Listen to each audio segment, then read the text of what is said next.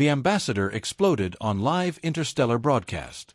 1 second, the sleek, purple-skinned envoy from the Zelthari Dominion was delivering the usual pleasantries in a dozen carefully translated languages, and the next, he was a red mist floating in zero gravity, drifting like gruesome confetti through the diplomatic chamber aboard Unity Station. Earth's representative, Ambassador Rhea Moreno, didn't flinch. She blinked once, calmly took a sip of her lukewarm coffee, and tapped her calm bead. "Well," she said dryly, "that's new." The Galactic Council erupted into chaos. Representatives from 100 alien civilizations shrieked, warbled, or blinked rapidly in panic. Dozens scrambled for exits, some teleporting out mid-scream, others shielding themselves in plasma domes or curling into protective shells. Rhea stood in the center of it all, dusted off her blazer, and sighed. "I told them that a peace summit without internal scans was a bad idea," she muttered. Behind her, Colonel Marcus Thorne, head of Earth's diplomatic security detail, raised an eyebrow. "Improvised organic bomb, you think?" Rhea nodded. "Classic Sudari infiltration method. But the Zelthari? That's a curveball." Marcus scanned the debris with a neural scanner. "DNA confirms it. The ambassador himself was the weapon." "Hell of a way to start first contact negotiations," she murmured. Only 2 hours earlier, Earth had been celebrating. Humanity had finally received a formal invitation to join the Galactic Council, an honor reserved for civilizations that had mastered FTL travel, solved interstellar waste recycling, and proven they could survive a first contact scenario without nuking everything that moved. It had taken them decades, but humanity had made it. Unity Station, orbiting neutral space between Council sectors, had been designated the site of the formal induction. Dignitaries, leaders, and scholars had gathered. News outlets across the galaxy tuned in. For once, Earth wasn't the weird, dangerous newcomer, it was a candidate for galactic respectability. And then the Zelthari ambassador had exploded. Back in the rapidly vacating chamber, emergency drones hummed to life, sucking organic matter into containment pods. Marcus leaned in toward Rhea. "You think this was just a Zelthari problem?" "I think," she said, "someone didn't want Earth joining the Council." He grimaced. "Could be Sudari extremists. Or a rival faction. Or," she finished his thought, "or the Council itself. Parts of it." They both knew the stories. Whispers of species that never made it past their final test. Civilizations that disappeared after their induction trials. Sudden accidents during negotiations. And the conveniently vague term used by Council archivists, contact complications. "Well," Marcus said, glancing at the diplomatic bloodbath, "I'd call this a complication." Rhea took another sip of her coffee. "Let's not panic yet." An emergency chime echoed through the station. A holographic image flickered into existence, a panicked Kalari bureaucrat with 3 eyes blinking independently. "All human personnel are to be detained for questioning," it announced. "Security lockdown initiated per Council Article 9. You are considered a Class Red threat until cleared." Marcus tapped his sidearm. "Detained. Class Red. That's a war classification." Rhea's calm mask cracked for a heartbeat. "They think we planned this. Or they wanted an excuse to take Earth off the board." Within minutes, station security, automatons armed with suppression drones, began sealing exits. Barricades formed. Gas dispersers hissed to life. "You ever notice," Rhea said as she crouched behind a fallen translator drone, "that the Council always preaches unity but deploys suppression bots faster than we do riot cops?" "I notice," Marcus said, pulling a compact railgun from his coat, "that they've never had to deal with humans who know they're being set up." She smiled. "That's why we brought you." As security drones swarmed, Marcus opened fire with surgical precision. EMP darts dropped suppressors mid-flight. Rhea rerouted the chamber's internal gravity with a neural implant, slamming enemies to the floor while Earth's delegation slipped into defense mode. But it wasn't enough. Reinforcements arrived fast. Too fast. Someone high up had pre-planned this. As they retreated toward the station's old maintenance tunnels, long forgotten in official schematics, Rhea keyed a secure channel. "This is Ambassador Moreno to Earth Command. Initiate Protocol Lazarus." Back on Earth, deep beneath Geneva, the signal activated a buried AI. A dozen black site teams stirred. Orbiting warships powered up weapon systems that hadn't been acknowledged since their launch. Humanity's most secret contingency plan roared to life. They hadn't come to the stars for war. But if war came to them, they would answer. And this time, the galaxy would learn something very important about humans. They didn't start fights. But they never ran from one either. Tunnel junction ahead. 2 exits. One blocked by debris, the other monitored, Marcus said, his HUD flashing red as their team moved through the maintenance shafts. We'll have to make some noise. Ambassador Rhea Moreno ducked under a broken conduit, brushing dust from her sleeves. Just another day of intergalactic diplomacy, she muttered. Behind them, the remaining members of Earth's diplomatic team, 2 scientists, a cultural analyst, and a comms officer, moved in tense silence. Their hopes of a historic alliance had dissolved into a manhunt. They were fugitives now, branded terrorists on a station filled with the galaxy's most elite species and weaponry. Rhea paused at the junction and drew a deep breath. We're not going to outfight the Council's bots. We need to outthink them. Marcus grinned. Good. I brought toys. He reached into his field pack and pulled out a handful of small, silvery spheres, EarthTech's latest stealth nanohack grenades. They can't see what doesn't want to be seen. Rhea raised an eyebrow. Are those legal? Marcus shrugged. Not here. With a flick of his wrist, he tossed a sphere toward the monitored path. It shimmered mid-air, emitted a sharp pulse, and then the cameras and sensors lining the corridor blinked into static. The hallway ahead went dark. They moved fast. As they slipped through the corridor, Rhea began uploading encrypted data to Earth Command. Every movement, every broadcast, every bot they'd encountered, it was all evidence now. If the Council wanted to paint Earth as a rogue actor, she'd make sure the truth reached the stars first. But halfway down the tunnel, the comms officer's datapad chirped. A live broadcast was being sent across galactic space, a manipulated holo replay of the ambassador's explosion, doctored to make it look like Rhea had triggered it. In the footage, she raised her coffee cup, and the ambassador exploded half a second later. A classic frame-up. Rhea's stomach clenched. They're not just covering this up, she said grimly. They're building a case for preemptive retaliation. Marcus's jaw tightened. They're going to make Earth the next warning example. The same fate as the Renari, the Zenith Compact, and the still-missing Tharn Ascendancy, civilizations that had vanished after tragic misunderstandings during induction. No official records. No survivors. They needed a way to turn the narrative. Any word from Earth? Marcus asked. Command acknowledged Lazarus, Rhea said. Task Force Helix is en route. ETA 4 hours. That's not fast enough. He wasn't wrong. Council security forces were deploying full combat units. War mechs were locking down escape routes. Orbital defenses had gone hot. Worse, bounty announcements had begun circulating, millions of credits for Rhea's capture, dead or alive. It wasn't just suppression now. It was a hunt. They needed allies. But who would side with a species already branded as monsters? Then the cultural analyst, Arjun, cleared his throat. There might be someone who owes us a favor. Rhea turned. Go on. The Vorta swarm. Remember the plague incident on Zeta Prime? We were the only ones who sent aid. No strings attached. They eat their wounded, Marcus said flatly. And they're dead. True, Arjun said. But they also remember debts. Deeply. Ritualistically. Rhea didn't hesitate. Get me a line to their hive mind. Arjun nodded, opening a direct neural channel through his implant. It took 30 seconds. The Vorta hive appeared as a blur of chittering sounds and pulsating light. Rhea addressed it without formalities. This is Ambassador Rhea Moreno of Earth. We are falsely accused. We stood with you when no one else would. Now we ask for your truth. There was silence.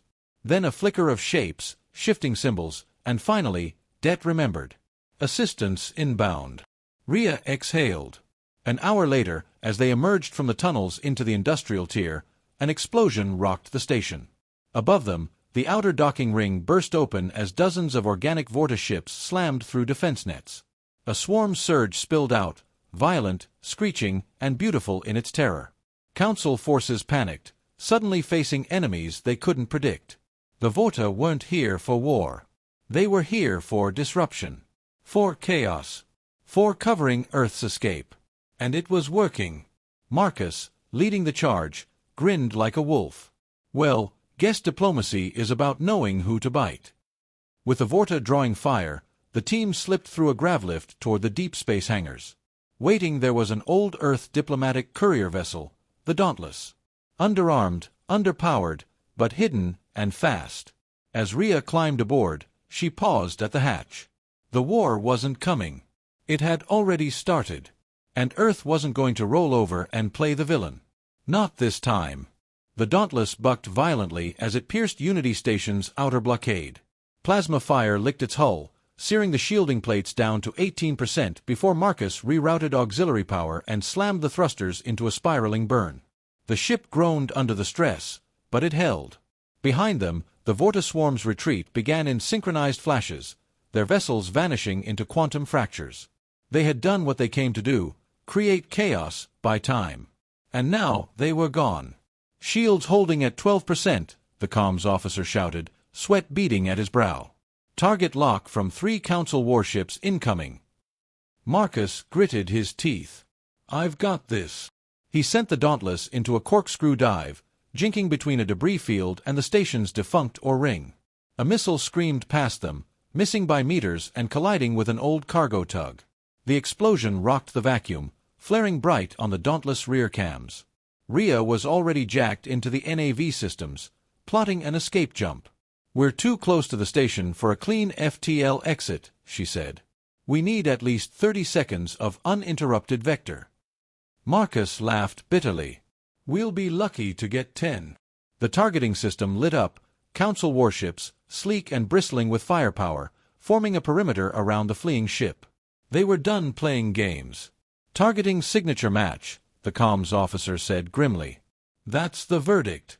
High Admiral Talarv's flagship. Rhea's pulse quickened. Talarv. The same cold-eyed alien who once called humanity a species of flame barely contained in glass. He'd fought the Quran incursion to a standstill. Led the suppression of 3 civil wars. Now he was here. Not by coincidence. Full broadcast, she ordered. All frequencies. Open channel. The comms officer nodded. A chime sounded. Rhea stood tall, visible across every galactic relay. This is Ambassador Rhea Moreno of Earth. The Council has framed us. You've seen the footage, they altered it. Ask yourselves, does it make sense for us to sabotage our own induction? To start a war with our first allies? The broadcast rippled out, but she knew most wouldn't believe it. Not yet. Still, the message wasn't just for the galaxy, it was for Talarv. And he answered. The verdict loomed into range, filling the forward display. A visual opened, showing the Admiral's imposing figure, black-scaled, four-eyed, jaw like a cliff face. You are cornered, human, Talarv rumbled. Surrender. You may speak at your trial. Rhea didn't blink. Is that what happened to the Tharn ascendancy? A trial? Or did they simply vanish after failing to bow deeply enough? Talarv's expression didn't change. But his silence spoke volumes. We're not like them, she continued. We're from Earth. You might silence us. You might destroy this ship. But you'll never erase us. We are recording everything. And we do not go quietly. Marcus leaned in. Jump vector ready. Stand by, Rhea said, eyes locked on the Admiral. Then she whispered, now. The Dauntless surged forward, engines howling. Talarv's ship fired, a stream of neutron bolts blazing toward them. But something shifted. The bolts curved off course, missing by a fraction. The verdict's targeting suddenly scrambled. Alarms flared on their bridge. The crew panicked. Behind the Dauntless, the very weapons meant to destroy them now spiraled into the void. What the hell? Marcus barked. Arjun looked up from his station, stunned. It's Earth Command. They've deployed Spectre AI. It's hacking the Council fleet in real time. Rhea allowed herself a tight smile. Protocol Lazarus wasn't just a call for extraction. It was a signal to unleash every Black Ops program we swore we'd never use. Across the system, comms blacked out. Council warships found their navigation scrambled. Their weapon systems refused to fire. One by one, their control networks fell into disarray. Then, space tore open. Task Force Helix arrived. Spearheaded by Earth's most advanced dreadnought, the ISS Nemesis, the fleet dropped out of warp like falling thunder. Matte black, bristling with classified weapons and experimental tech, it dwarfed anything the Council had fielded in centuries. The dauntless crew stared in awe as Earth's forces spread like a vengeful storm. Stealth cruisers, kinetic rail platforms, AI-controlled corvettes. They formed a protective net around the tiny diplomatic ship. Rhea opened one final channel to Talarv. "You wanted to test us. You thought we were weak. You mistook patience for submission. That was your mistake." Talarv, for once, looked uncertain. "You tried to bury us," she said coldly. "But you didn't know. We were the storm." The Dauntless surged into jump space, flanked by Earth's fleet. The war had begun. But now the galaxy understood. Humanity didn't just survive first contact. They broke the system that rigged it. 3 weeks later, the Council chamber lay in ruins. Not physically, though the Unity Station still bore scars from the Vorta incursion, but politically. Dozens of member species had withdrawn. Alliances fractured. The illusion of unity that had held for centuries crumbled under the weight of exposure. The truth had spread faster than even Earth anticipated. Leaked data packets, ripped from the Council's own archives by Spectre AI, showed detailed records of disappearances, internal votes approving covert suppressions, and genetic markers engineered into ambassadors designed to self-detonate on command. Civilizations like the Tharn and the Zenith hadn't vanished by chance. They had been erased by the very institution Earth had once begged to join. Now, Earth stood apart. Not exiled, but unbent. On the bridge of the ISS Nemesis, Admiral Rhea Moreno, now dual-appointed as Earth's Ambassador General, watched a live broadcast from one of the fractured Council worlds. A Vortan representative chirped a declaration of neutrality. A half-dozen other species had pledged open alliances with Earth. Even the elusive Halari, long isolated, had initiated trade. The galaxy was choosing sides. Marcus stepped beside her, arms crossed, expression unreadable. "We could have taken Unity Station," he said quietly. "Secured the heart of their territory. Forced a surrender." Rhea didn't look away from the screen. "And become what they said we were." He grunted. "It's what they fear. That we'll take their tools and use them better than they ever could." She finally turned, eyes sharp. "Fear is a funny thing, Marcus. It tells the truth about people. About species." He nodded slowly. "And what's it telling you now?" "That they were never afraid of what we'd do to them," she said. "They were afraid we'd show everyone else what could be done." Humanity hadn't crushed the Council through brute force. They had survived long enough to expose the rot. Fought smart. Used the very systems meant to oppress them to tear down the facade. It wasn't conquest. It was liberation. But it came at a cost. Over 200 human personnel had died during the escape. Several allied species were already under Council reprisal embargoes. Communications across 3 sectors remained disrupted. And Earth's position, while stronger than ever, was still precarious. They hadn't won the war. They had merely made it impossible for the old rules to return. "Status on the Helix Task Force?" Rhea asked. Marcus tapped his holo. "Holding in high orbit over Coron 2. Council fleets have gone quiet, but we've intercepted chatter. They're calling for a unified defense accord." "Sounds like a counter-alliance."